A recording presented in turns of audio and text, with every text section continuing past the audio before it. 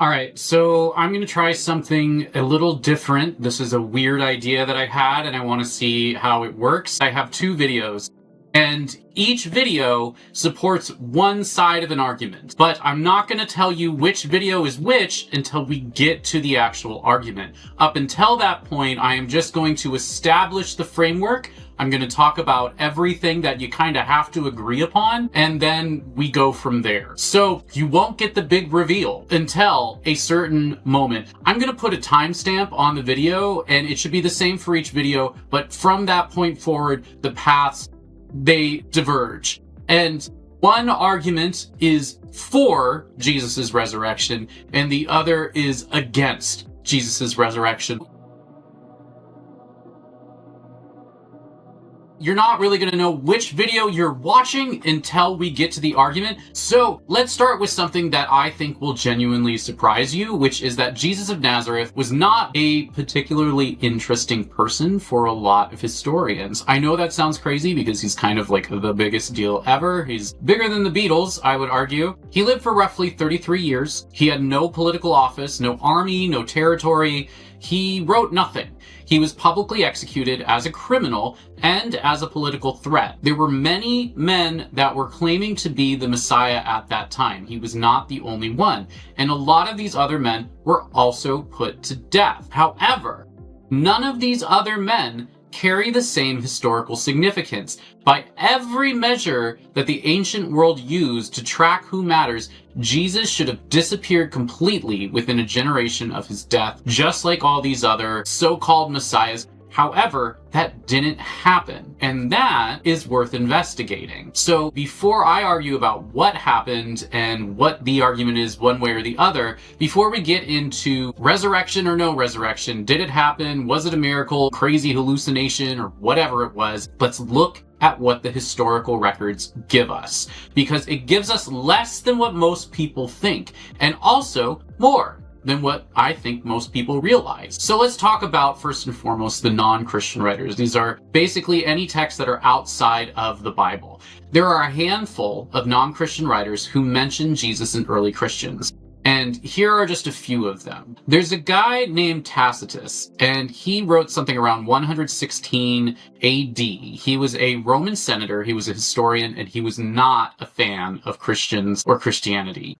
He described it explicitly as a destructive superstition. But however, in writing about the persecution of Christians, he did mention that Jesus was executed by Pontius Pilate.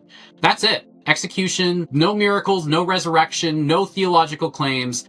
Just the fact that he died. That's all he mentioned. Then there's Pliny the Younger, who wrote around 112 AD, and he was a Roman governor, and he was writing to the emperor at the time about how to deal with Christians in his province. He describes them as gathering before dawn to sing hymns to Christ as a god. He essentially was asking, should I murder all of these people? Again, he didn't really say anything about Jesus' life, only that his followers, decades after his death, worshipped him as divine. Then there was Suetonius, whose writing is from around 121 AD. He mentions that the Emperor Claudius expelled Jews from Rome over disturbances involving Christ. Most historians think that this is a garbled reference to Jesus. It is honestly genuinely ambiguous though. Then there is Lucian of Samosata. I think that's how you pronounce it. I have no idea. He had some writing around 165 AD, and he was a satirist who mocked everybody, but he did confirm a few things about Jesus, that he was a teacher, he was crucified, and people worshipped him afterwards. So the non-Christian writers here, they established this, that Jesus was a real person and that he was executed under Pontius Pilate, and that afterwards he had some devoted followers who considered him a god, which is a solid baseline. But there are no miracle claims, there are no resurrection claims, just the fact of the person and death. And this is the most important source, Josephus. This is where things get interesting. Josephus was a first century Jewish historian. He was born around 37 AD and died around 100 AD. He was a Jewish priest. He fought as a commander in the Jewish revolt against Rome. He was captured, and then, in a move his contemporaries considered treason, he became a client and apologist of the Roman Emperor Vespasian. I think that's how you pronounce his name. He spent the rest of his life in Rome. His major works were the Jewish War and the Antiquities of the Jews. It was a sweeping history of the Jewish people from the creation onto his own time. He wrote as a Jew explaining Judaism to a Roman audience. He was not a Christian, and he makes that very clear in his writings. He never converted to Christianity. And here's what matters about his writing style. He was very careful. He hedges, he qualifies, he notes uncertainty when he feels it and when he sees it. He presents multiple accounts and lets the reader decide. He does not force any conclusions. When he writes about Herod the Great, a man he clearly dislikes, he is precise, occasionally sarcastic, but he's always measured. When he covers events he personally witnessed, including brutal military losses, he's actually very analytical. He does not write like a devotional pamphlet. So keep that in mind when I read the next thing that I'm about to read. Because in the Antiquity of the Jews, Book 18, there is a passage. It is the single most cited non-biblical reference to Jesus in all of ancient literature. And it goes like this. Now, there was about this time Jesus, a wise man, if it be lawful to call him a man, for he was a doer of wonderful works, a teacher of such men as receive the truth with pleasure. He drew over to him both many Jew and Gentile. He was the Christ. And when Pilate, at the suggestion of the principal men among us, had condemned him to the cross, those that loved him at the first did not forsake him, for he appeared to them alive again in the third day, as the divine prophets have foretold these and 10,000 other wonderful things concerning him. And the herd of Christians, so named from him, are not extinct at this day. So this is a powerful little chunk of text here, because this pretty much says that this guy was resurrected. And this is coming from a historian outside of the Bible. If it be lawful to call him a man is one of the things that is in this little chunk of text. And also, he was the Christ. He appeared to them alive again in the third day. Those three little chunks are very, very strange. Because Josephus, a practicing Jew, writing for a Roman emperor who was never converted to Christianity, is apparently declaring that Jesus was not possibly human, but was also definitely the Messiah and literally rose from the dead. This passage was edited, most certainly by Christian scribes, sometime around the 3rd or 4th century. It's just, there's no dispute here. Somebody went back and changed this. First, the tone. It's completely wrong. This reads like a devotional pamphlet. Every other thing that this man writes about religious figures is measured, analytical, and skeptical. But this little passage, for whatever reason, is not. And that should raise a red flag. Also, the handwriting doesn't match. Secondly, the first person who quotes this passage as it is generations away from when this was written. Nobody else quotes this passage until way later. And if this passage originally said what it did, people would have been quoting it. It would have been quite a crazy claim, and it would have been the crown jewel of early Christian apologetics, yet no one mentions it. Also, we have another version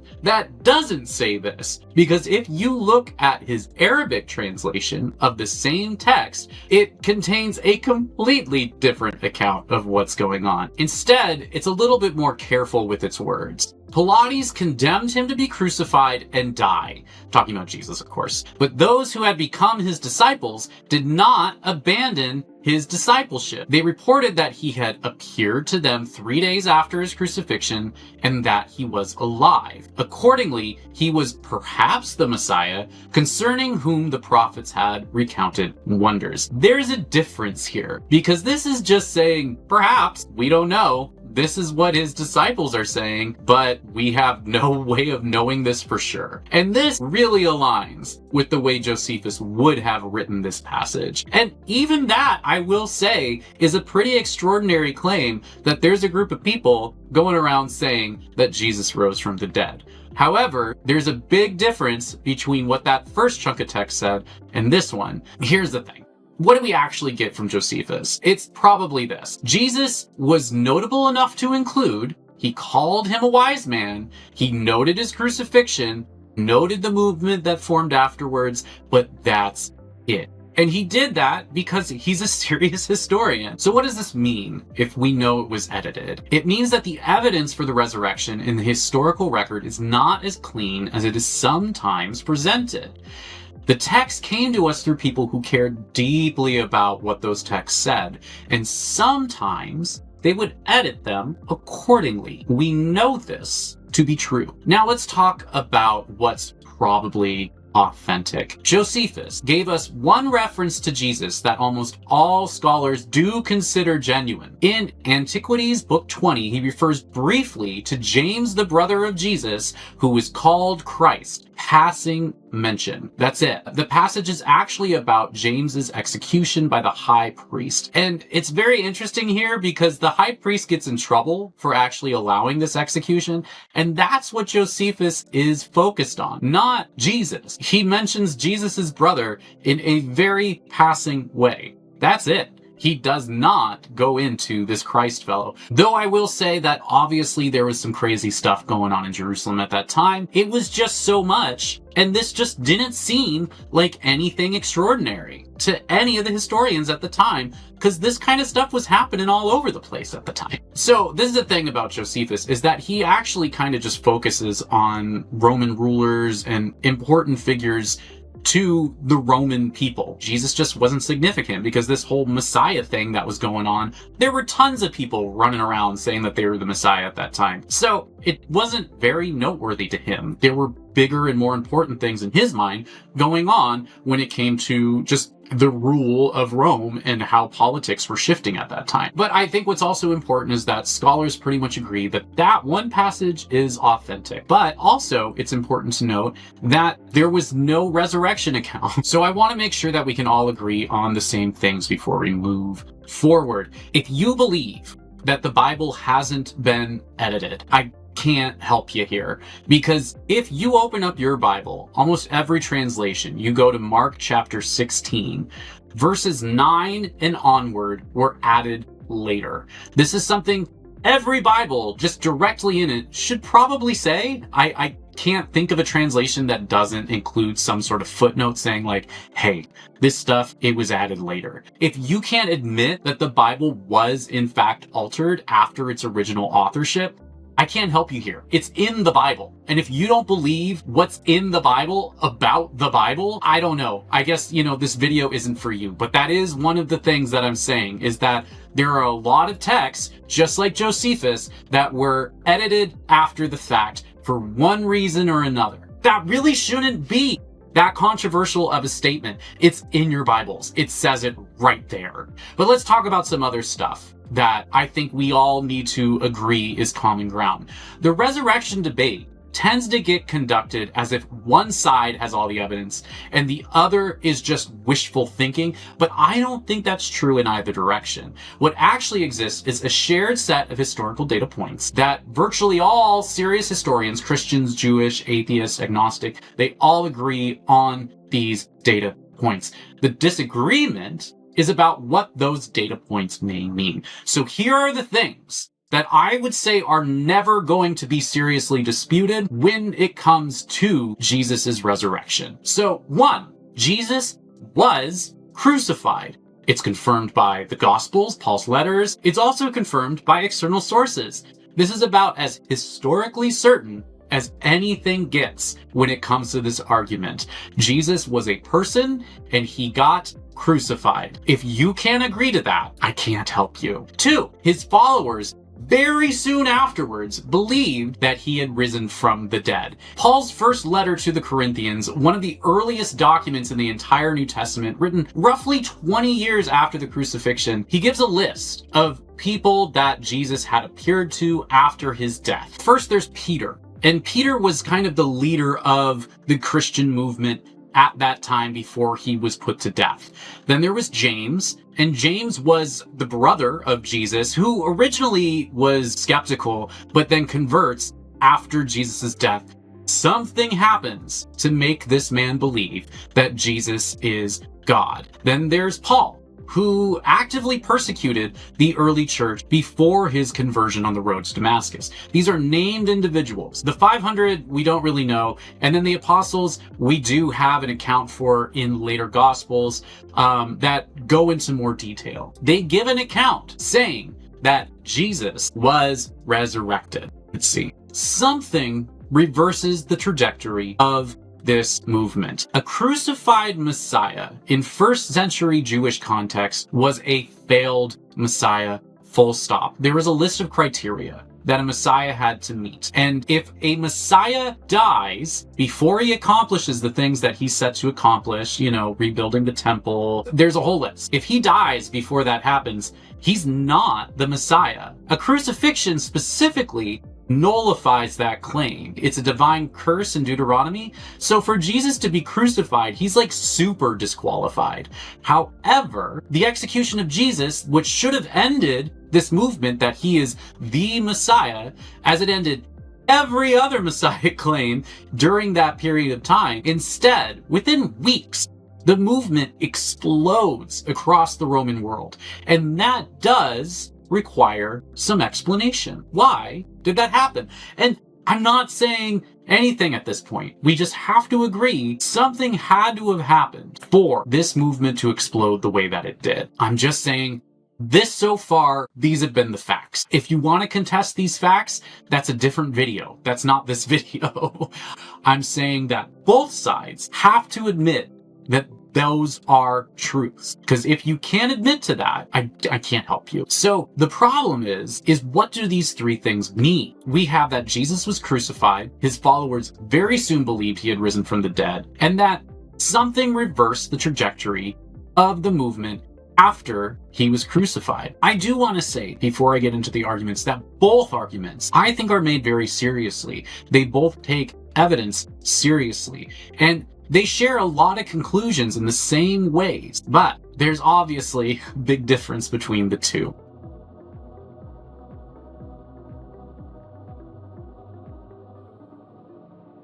I believe you are watching option A, so you are about to hear the skeptic's case. That's option A. The argument that the historical evidence, while real, does not support the resurrection as a physical event. So let's take that same data and look at it from this particular direction. What does the evidence actually establish, and what does it just assume? I want to argue that the Josephus tampering is not a footnote. It's not just this one-off random thing.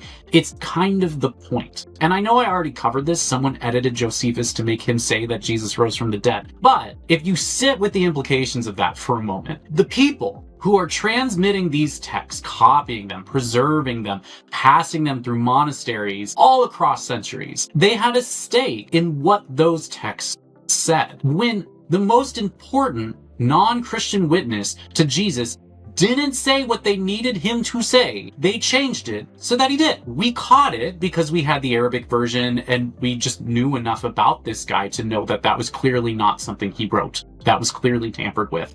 We caught it because the tone didn't match. We caught it because no one cited it for 3 centuries after it was written.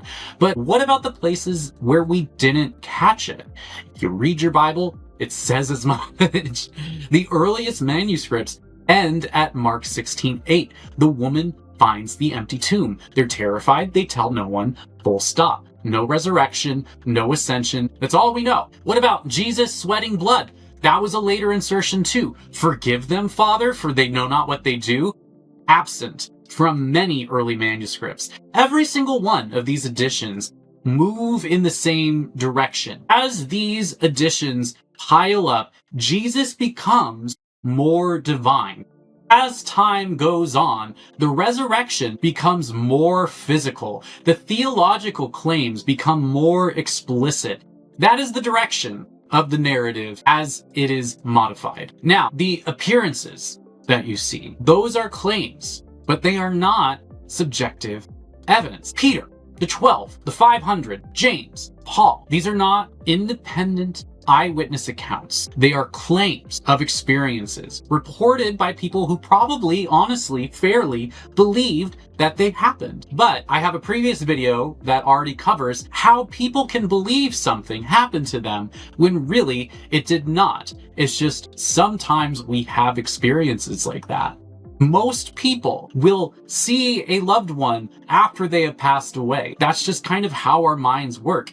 To those people who do see a loved one after they've passed away, for them it's very real. It is like sometimes the most real thing that they have experienced. That does not mean that it's true. Just because something is emotionally real, just because an experience feels real, and you can't tell the difference, that doesn't mean it is. So let's start with Peter. Peter was one of Jesus's closest followers. He was also, by multiple accounts, devastated by the crucifixion, and carrying an additional psychological weight of having denied Jesus 3 times in the hours before his execution. That is not a small thing to live with. Grief, guilt, sleeplessness, and also like everybody kind of felt like the world was ending at that time. It was an apocalyptic attitude amongst Jewish people at that time. And under all of these circumstances, the human mind can generate some very vivid experiences. And this is not speculation. This is not delusion. When you look at modern grief research, actual studies, peer-reviewed, cross-cultural,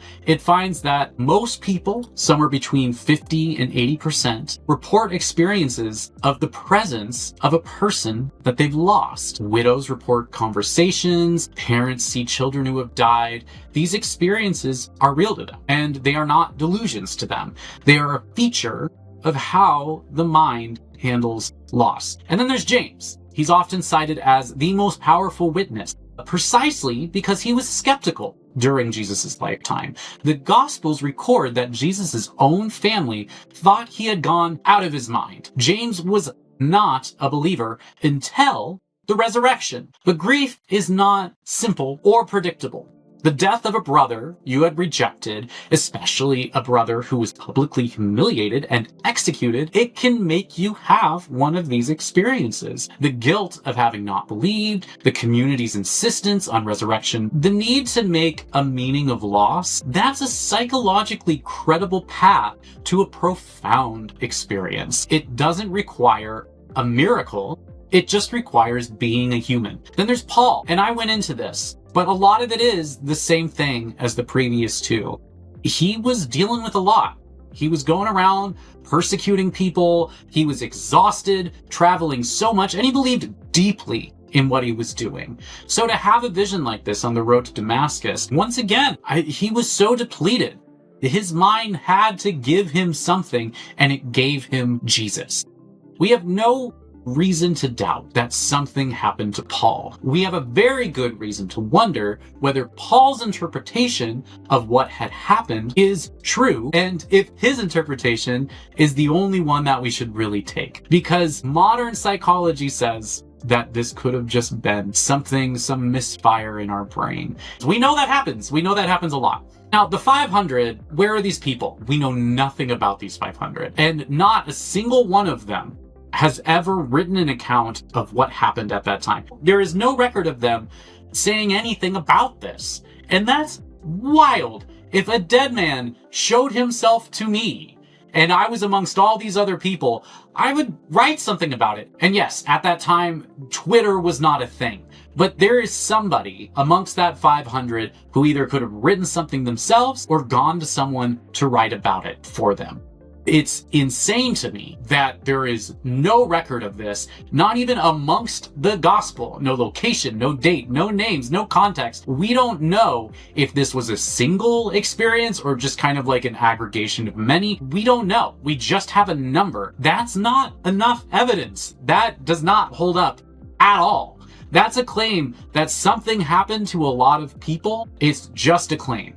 But here's the thing, is that this isn't the only time, and I think it's really important that I stress this. This is not the only time in which a movement's figure, be it a Masonic figure or not, doesn't end when that figure fails or dies. They just reinterpret the failure. This has happened many other times in history. They develop new frameworks, and that's exactly what we see happening here. Mostly Paul does a lot of the heavy lifting. He's an incredible writer, and he's an incredible theologian. He really takes lemons and makes lemonade here. I think that's impressive. But those frameworks, over time, they become more elaborate than even the original message, even the original figure, even the original belief. These frameworks wind up becoming the thing that everyone gets so connected to. The early Jesus movement fits this pattern perfectly. A crucified Messiah was a failed Messiah at that time, but his followers, rather than abandoning the movement, instead of giving up their community, they reinterpret its death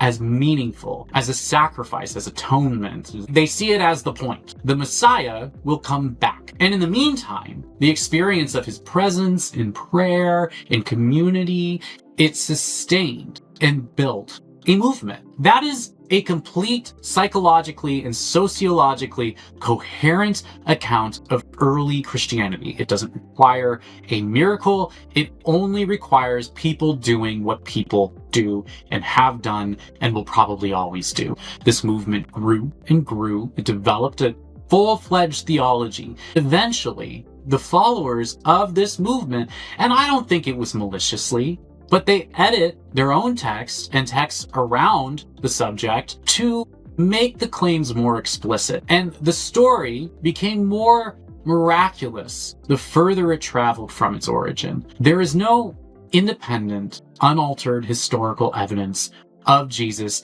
physically rising from the dead. There is only the belief that he did, reported by people who had every reason, emotionally, theologically, and just via community, to hold that belief, and not for nefarious reasons. That doesn't make them liars. It doesn't even make them crazy. It just makes them human. And human testimony about extraordinary events, there is a long history of that just not being credible. It is not the same thing as evidence. You can care deeply about something, and your testimony of it can still be flawed. Now, there are other things that I can say, like, well, how do we know that they didn't just move the body? And I think that's a really compelling argument too, because there is no account in the Bible of anyone witnessing Jesus being placed in the tomb, only of them finding the tomb empty. And I gotta say, at this time, it would be kind of common for Jesus to have not been placed in a tomb, for Jesus just to have been thrown in a mass grave or been moved by the Romans. The disciples didn't have to move the body. They weren't like trying to cover up the fact that Jesus is actually truly dead. It could have just been that the Romans moved it, didn't tell the disciples, which could have very well happened, or Jesus's body just never made it to the tomb. They wound up burying him somewhere else. We have no record whatsoever of where Jesus was buried or how. We just don't have a record of that. And I think that is not evidence that the disciples came and moved the body out of deceit and then went ahead and said, oh, he is risen. I don't think that happened. I think the people who testified the resurrection of Jesus really believed that he was back from the dead because they had these experiences.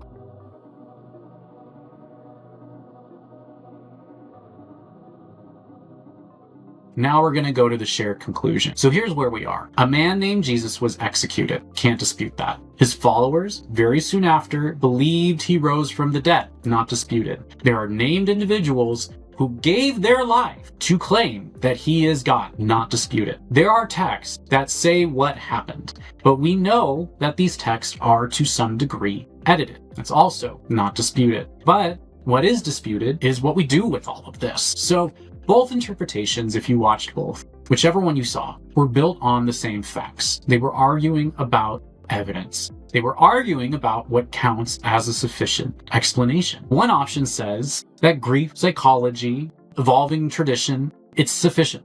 It explains everything without requiring a miracle. The other option says that resurrection, a miracle, explains everything. The resurrection is the more complete explanation. Neither of those positions are unreasonable. That's kind of where I find most of my uncomfort here. This isn't a case where one side has the evidence and the other has wishful thinking.